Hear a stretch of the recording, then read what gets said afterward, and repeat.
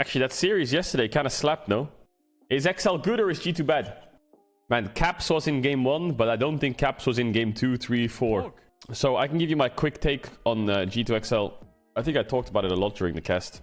Okay, so I think game 1 was pretty good by G2 overall. I was kind of surprised that they didn't first pick... They first picked Rel, but I think it's because Limit is like a Rel main, right? Limit's Alistar was actually pretty decent. I have to say, Limit in this series played pretty well. I don't know if people will agree with that, but he played so aggressive. That guy, he played super Hylissang-esque. If he saw one angle, he would just flash in, no matter what, instantly, everything. So I think he kind of went under the radar a little bit with like Patrick popping off and stuff. Anyway, this game obviously was really tough. Level 1, level 2 gang bot just kind of lost in the game. And they had one 2v2 bot here in a second from... between here, it's right here actually. This 2v2 bot just lost the game. Kind of unlucky 2v2. If you're playing Kalista and you die 2v2 like this, the game is lost. So this game 1 was kind of a write-off by XL. Mickey blocked the Q. I think, to be honest, what Patrick could do here is because he has flash, right? Patrick has flash up. I think what Patrick can do is just flash forwards and play a bit more aggro, but I think he thinks the kill is already there. Like here, for example, he could jump forwards with his auto. He should just jump forwards here. But I think he's just scared of Mickey like hitting him, but he shouldn't be because hands down lives because he doesn't have E up. That's really unlucky. And then it's even more unlucky. Limit can't... It gets hit by the W, which, you know, Patrick could have blocked. And then here, as Mickey's about to die, he levels up, which is even more unlucky. So I think XL just got so unlucky on this level, on this fight. Like, look at that level up timer. It is as he's rending. So it's so unlucky for XL. Not only did they win bot level 1 by getting their sums, but then they got level 2 ganked, and then they fucked up the bot 2v2.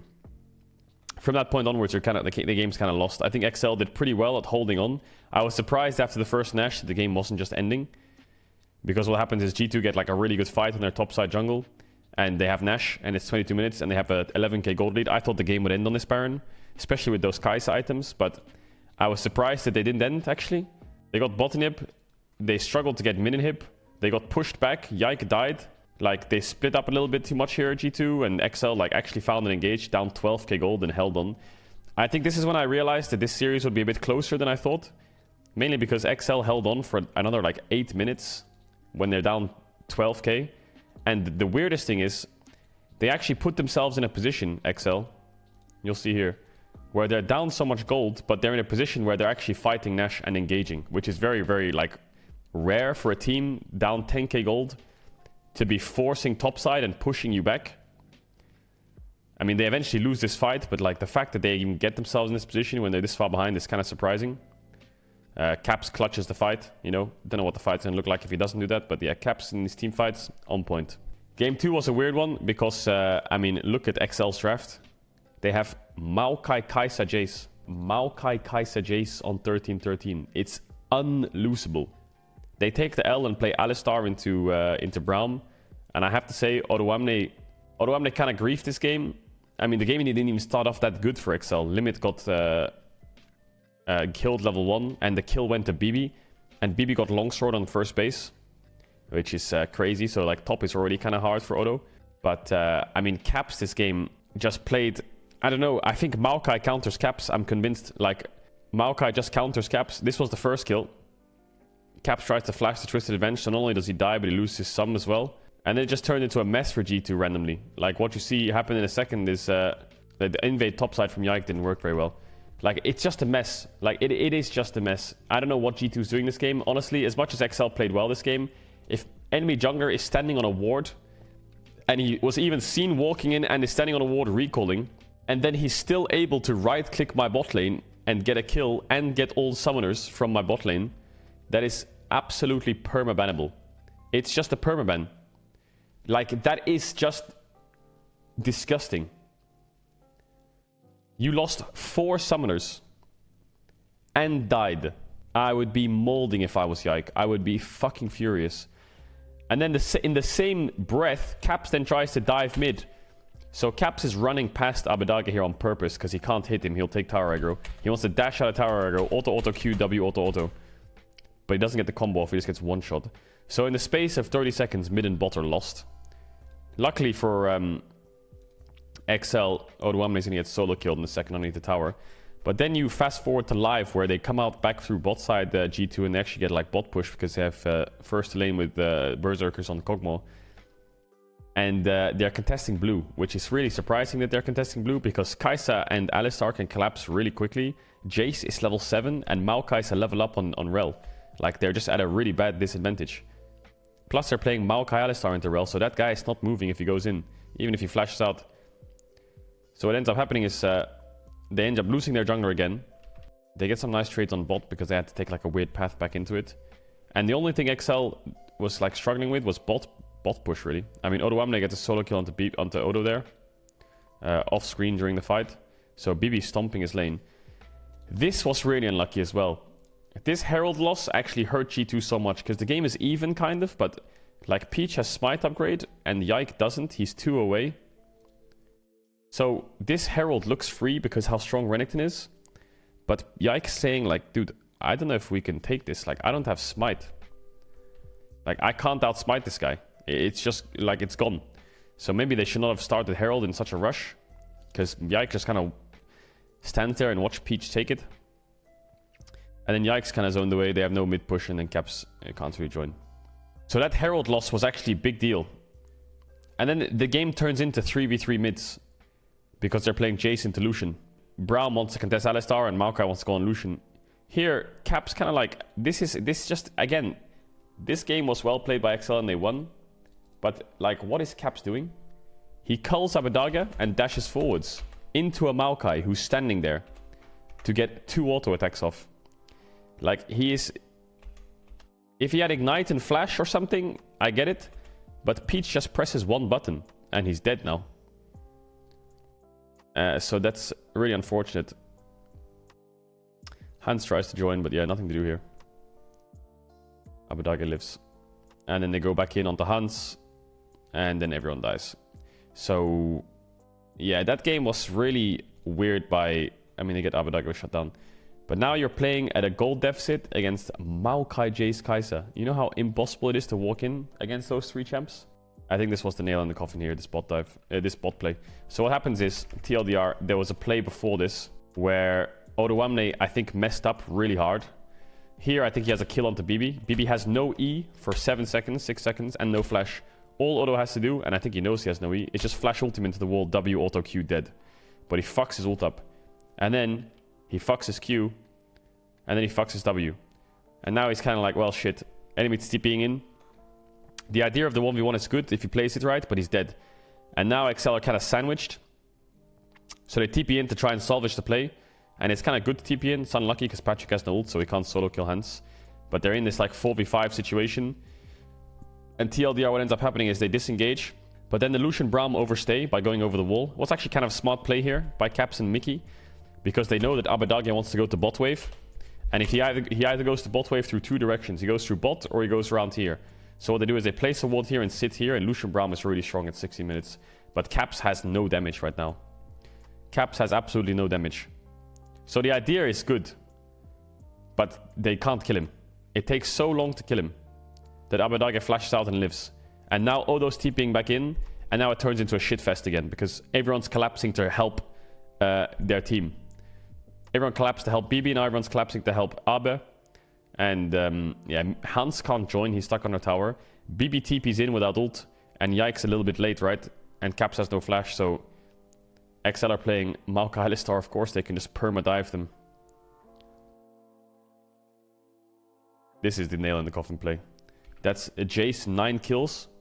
You know, Jace has Cyrildas almost at 19 minutes. 19 minutes, he almost has Cyrildas. So this game was lost in the early game for G2. So then it goes to a best of 3 where I think things calmed down a lot. The first 2 games there was like 80 kills, and I think the picks of the series so far is Maokai. Jace Maokai in the LPL right now is really powerful. Like the EDG series, I think the smart thing that EDG started doing with Jace Maokai was they first pick Jace, right? And if they don't take Maokai, normally what teams do on Jace Maokai is they go Jace Maokai top, which is what they did in game 2, I think, EDG. Same draft. They pick Jace first pick, but this time they're going to pick top lane. They pick Renekton, right? And then they realized in the game, when they dropped to 4-5, when Varus is banned and Kai'Sa's out, if your AD doesn't play Ziggs, you're playing Lucian Braum, right? And as much as they won this game, I think the adaptation on blue side in game 4 was, okay, maybe we need to early rotate Varus because we need AP bot, otherwise we're fucked. So that was kind of smart by EDG. I think the way they like, this is the same day as G2 was playing.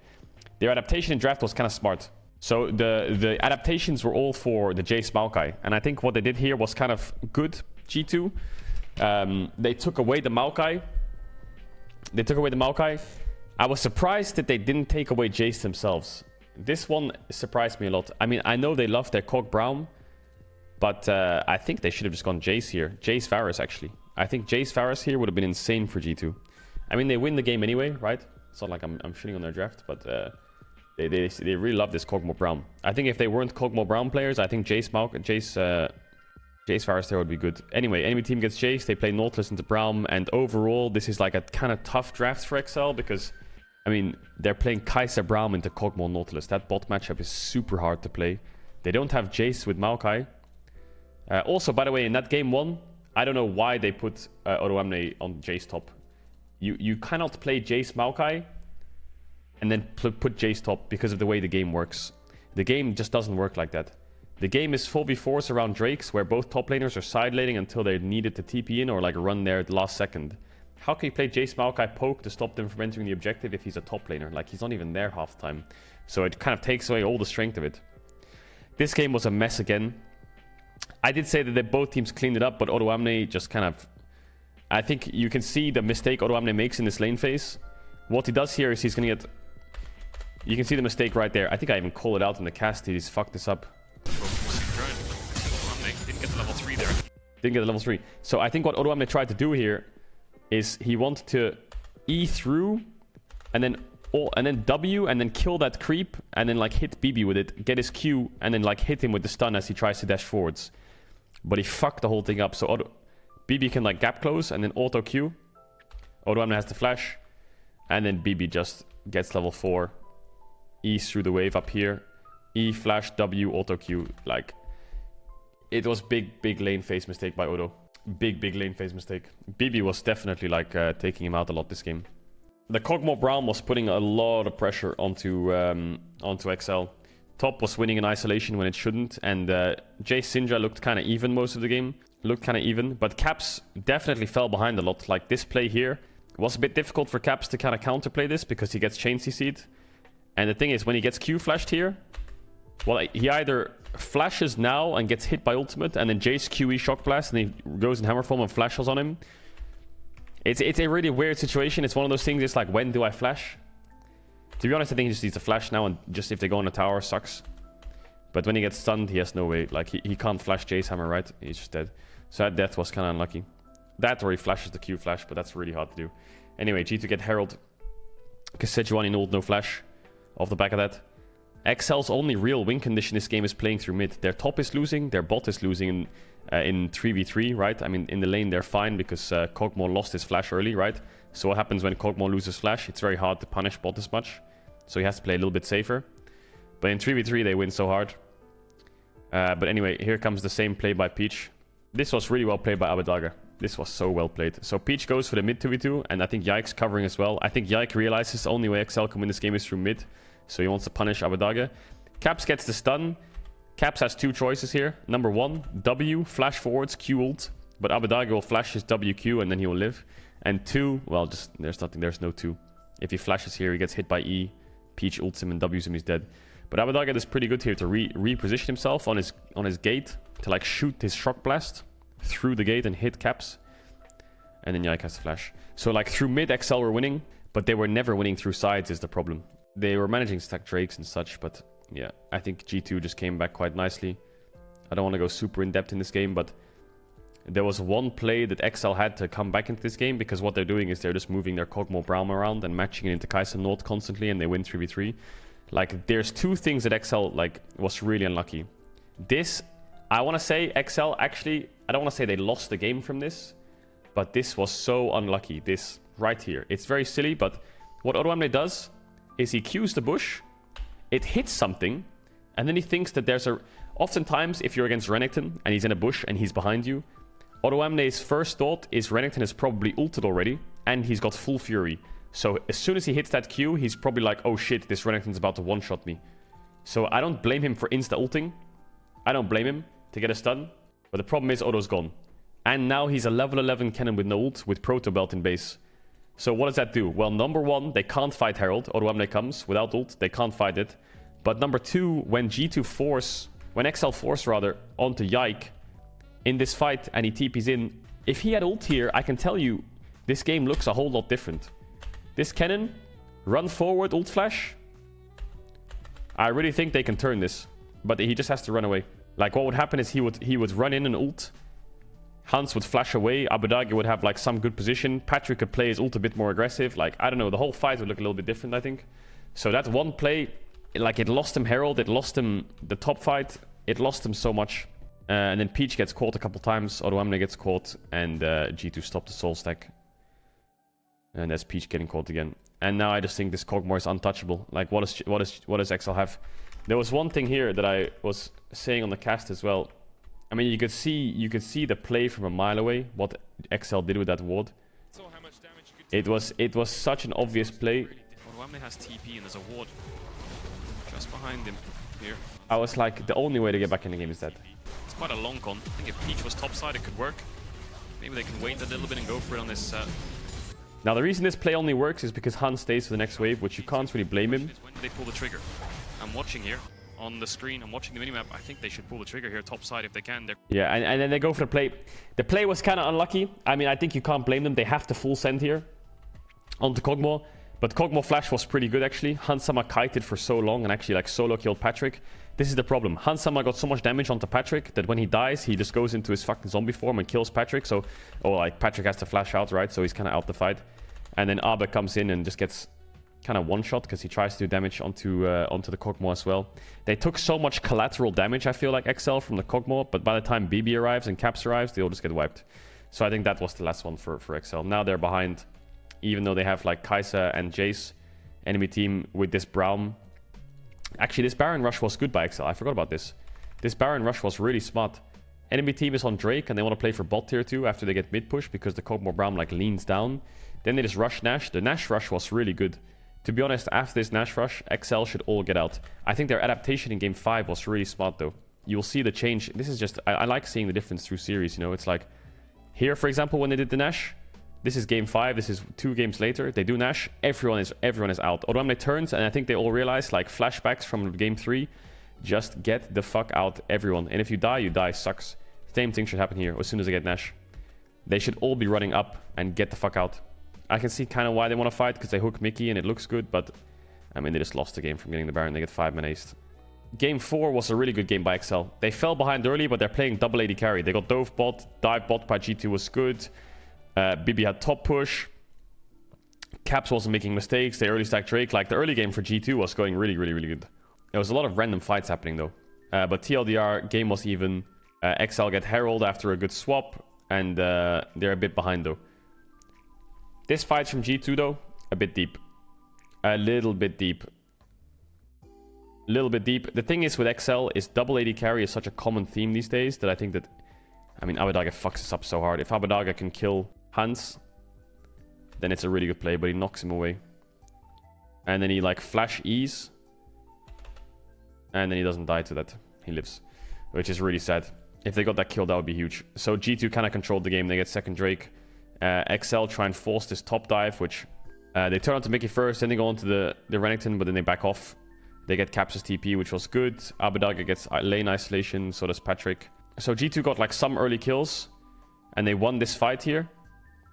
And G2 was, like, super favored in this game, I feel like. Getting Herald. I'm speedrunning this one a little bit. They got Herald. They had 2-item Kai'Sa. They won the Drake fight as well. Because I think Peach was perma getting caught. He's, like, 0-3. He got caught twice already. He gets caught again before Dragon spawns. Same thing happened around the Herald.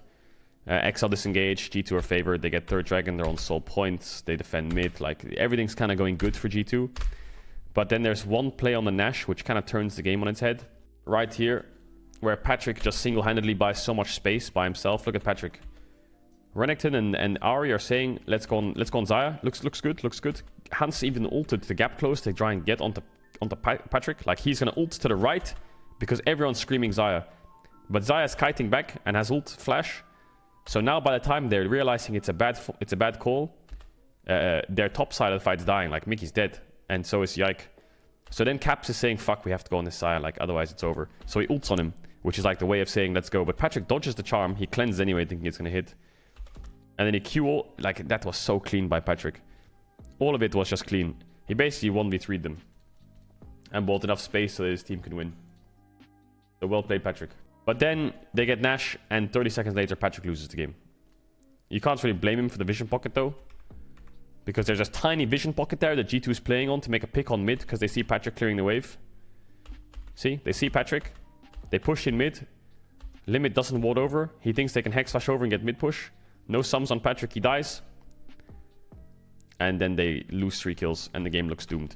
But it's not that doomed, you know? If they're in an even goal state at upwards of 25 minutes playing double AD carry, their front to back is so strong. And you can see their front to back. Look how quickly this Renekton dies. This is double AD carry on a Renekton. Instantly dead. So the double AD carry is just really powerful. The Trundle Xayah, the Tristana Xayah, really, really good. And then XL managed to win that fight, deny the soul. They get a lot of kills. Then it comes like around topside Nash. Abbedagge here, I think, again, misplayed with his ult. Auto. He just needs to not ult. And here comes the Baron, where, I mean, this was really well played. Actually, I don't know if XL did this on purpose, but what they did was they Nautilus ulted Trundle. You see that? And then they Tristana ult Trundle. So what does that do?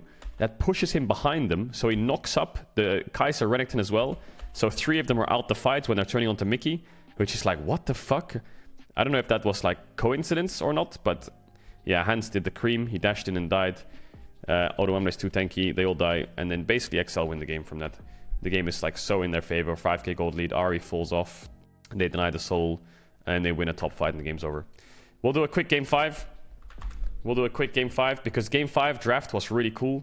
I was saying on the cast, I was going to the draft on the cast and I was like, if they first pick Sejuani, they're gonna go Kog'Maw Galmon 2-3, Kog'Maw Brown 100%. It's down. It's an easy Brown pickup. I mean, what if XL pick Brown here? You know? Yeah, I think it was good.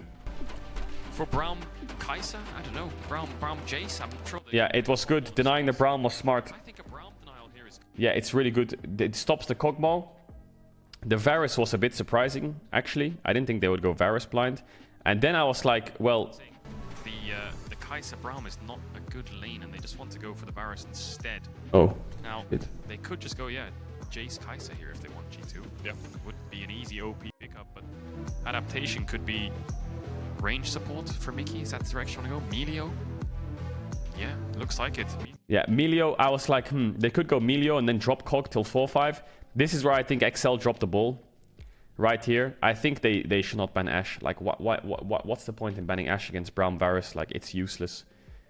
I think they should ban Kog'Maw 100%, especially if they're picking Trundle on 4. Anyway, I think everyone knows how this game goes. And I say, even though this might be on YouTube or you're at home watching this on Twitch, to be honest, if you want to watch this game, I would rewatch the whole thing. Because what happens is XL and G2, like, the game was very close. It was a lot of play through mid and bot, especially. Odoamne was finally winning his lane on isolation.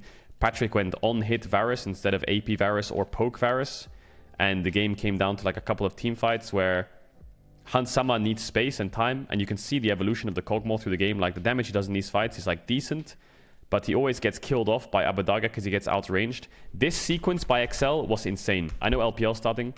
This sequence from XL was so good. Enemy teams on Dragon, it's their sole point. They Herald mid, hit the tower enough so that it gets low enough that when the Herald crashes, it can go to tier 2, move into bot side river, and then TP behind them so that all of G2 jump out of the pit to save them. Now that stopped them from doing Dragon, disengage, run around the back towards the river, and just take the Dragon from them because they can't get over the wall. Yike can blast cone over, but you're against Poppy Brown, right? Like, that guy's just dead if he does that, so he has to flash. Like, that reposition from XL to pull them out of the Dragon Pit was really clean. All the meanwhile, the Herald keeps pushing, right? So they won out on 2 fronts. That was really good by XL. I think their macro in this game from XL was pretty good. They had a really nice amount of damage. There was one mid-fight where, you know, it's really unlucky for Hans here. He doesn't get that as much. They kill off the Jax, but Hans Sama here steps up. He can't get the Trundle because Limit blocks, and he can't get Limit either. So Hans Sama was like on the edge on all of these fights. XL get a Baron, they get out. They're winning every fight. XL is really favored. Spoilers alert. If you don't want to watch it live or rewatch the game, XL then go Baron against G2. And this is where Hansama is really cooking because now he's on 3 items. Hansama finally gets the 3 items. Look at him. Look at this damage that Kog'Maw does. He is just murdering them. So XL did so good to get a big gold lead. But he had Rage Blade Hurricane in most of the fights. But then he got Bladed Ruin King as well. And when he gets Bladed Ruin King as well against Poppy Trundle, it's GG. This flank from BB was insane. Insane flank from BB. Didn't get spotted out. The blue orb was too late. E, Q, E, ult. And then it's Jover. Hansama can step up on Kog'Maw. Even if he's behind in a 0 wall. They get pushed out. Hansama melts them. He still has GA. He still has Ghost. He still has Melee ult. He still has Heal Summoner. And yeah, I won't call out too much in this game. I would just recommend to watch it. And then they win. They have Elder Dragon Kog'Maw. GG. Hey, thanks for watching that video. If you want to see more content, you can click somewhere in that direction. There.